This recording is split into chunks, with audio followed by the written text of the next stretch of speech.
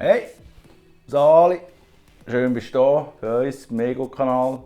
Bei uns geht es ums Ego und heute schauen wir ein bisschen Stress an, was der so für Auswirkungen hat, kann haben. Bei mir war es so. Das ist quasi eine Erfahrungssache hier, gell?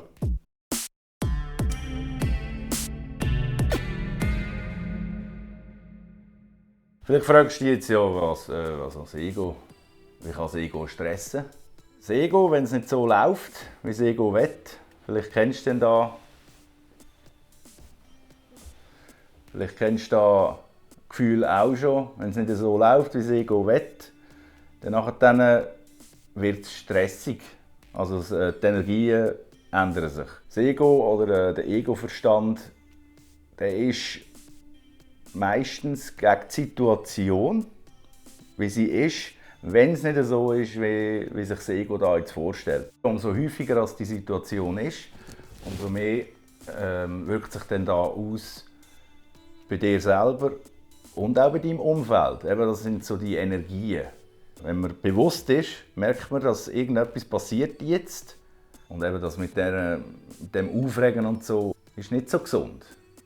Man kann die Energien gut beobachten bei ein bisschen unzufriedenen Leuten, wo wahrscheinlich jeder von uns mehr oder weniger kennt so jemanden. Bei einem selber kann man es auch beobachten, ist einfach ein bisschen schwieriger oder herausfordernder, in dieser Situation dann da Wort zu nehmen, dass man jetzt mit der Situation nicht zufrieden ist, weil irgendetwas passiert, was man nicht will.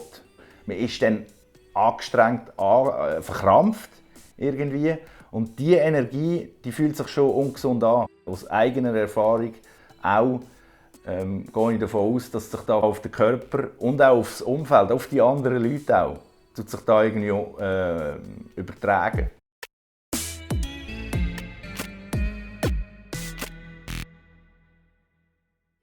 Ich behaupte es jetzt einmal, aus diesen Gründen habe ich Neurodermitis bekommen. Für die nicht wissen, was Neurodermitis ist, ich spicke nicht schnell hier mit meinem super Spickzettel. Also so steht es etwa auf Wikipedia. Neurodermitis ist eine chronische, nicht ansteckende Hautkrankheit und es beißt wie Sau. Da habe ich jetzt noch geschrieben. Die Gründe für das Ausbrechen sind noch nicht bekannt. Mögliche Ursachen sind Allergien, Lebensumstände, die sich ändern. Und da ist wahrscheinlich der Hauptgrund, sage ich jetzt mal so. Und verstärkte Hygiene. Und ich behaupte jetzt aus meiner Erfahrung, ist der Stress verantwortlich. Oder eben das Ego. Ich habe Neurodermitis mit 13, 14 bekommen. Und wenn ich so zurückdenke, macht es für mich ziemlich Sinn, dass dort etwas passiert ist.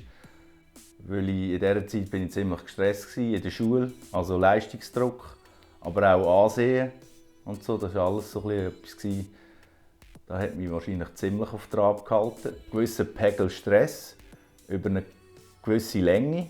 Früher oder später passiert irgendetwas. Irgendetwas reagiert darauf. Der Körper reagiert darauf. Und sagt er quasi mit dem, hey, du musst glaube ich, ein bisschen schauen, irgendetwas ist da nicht im Fluss. Linderung hat eigentlich gegen das Beißen dazumal hat nur Cortison etwas gebracht. Und irgendwann ist es dann halt wieder von vorne losgegangen. Weil am Leben habe ich ja nichts geändert, weil ich es auch nicht gewusst habe.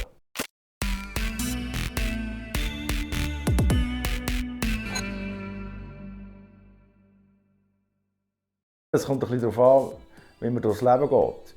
Wenn man ein bisschen so programmiert ist, dass einem das Leben ein bisschen Angst macht, dann ist man mehr gestresst, als wenn man locker aufgewachsen ist.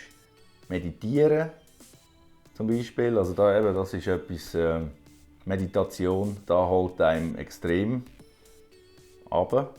Sich selber positive Glaubenssätze einreden oder merken, was so für Glaubenssätze rum sind, was man so für negative Glaubenssätze sich irgendwie angeeignet hat. Man kann sich eine Art wie selber programmieren, umprogrammieren, dass man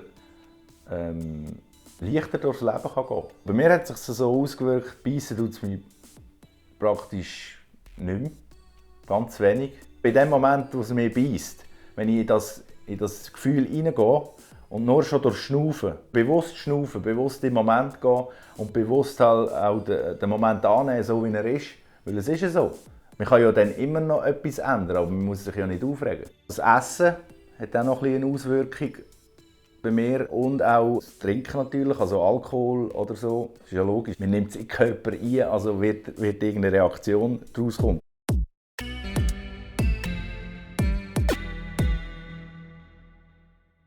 Für die, die es interessiert wegen dem Darm und dem ganzen Zeug, also da hat mir auch etwas gebracht. Das Buch heisst «Darm mit Charme» und ist noch so ein richtiges, witziges Buch. Also, es ist auch so ein bisschen kindlich erklärt, irgendwie. Also ich bin auch daraus gekommen. Da gibt es noch ein gutes Buch über Neurodermitis, das ich dir gerne vorschlage. Also da hat mir wahrscheinlich jemand am meisten gebracht. Das heisst «Aufgekratzt durchs Leben». Es handelt von einer Frau, die auch Neurodermitis hat oder hatte. Also gegen Schluss wird es immer besser. Ich haue unten noch einen Link hin, dass ihr wisst, wie es aussieht oder wo man es bestellen kann. Es gibt sicher Krankheiten, die genetisch bedingt sind oder wo der Stress nicht die Ursache ist. Aber Stress macht es sicher immer noch ein bisschen schlimmer. Also wenn du gestresst bist, viel gestresst bist und irgendwelche Sachen hast an deinem Körper, würde ich mal zuerst schauen, dass du weniger gestresst bist, dass du in den Flow reinkommst. Dann habe ich das Gefühl, es wird dir dann gleich besser gehen. Wäre natürlich interessant, wenn du es mal testen würdest und uns im Kommentar schreibst, ob das bei dir funktioniert hat oder nicht. Wenn du sonst noch Fragen hast oder Fragen hast zu diesem Thema oder wenn dich irgendetwas interessiert, schreib es doch unten in die Kommentare. Okay. Was hast du gemacht? Ich bin spazieren. Eine Linie, ein fucking Text hätte ich gehabt und ich habe es verpasst. Okay. Ja, in dem Fall. Dann kannst du jetzt noch Tschüss sagen. Ja, tschüss. Zusammen.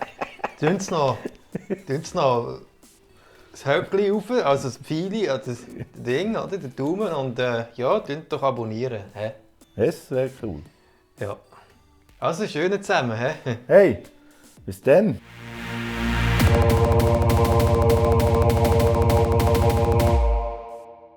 Schön, bist du ja da. Da hat es einen Vorwurf. Nein. Ein Nachwurf.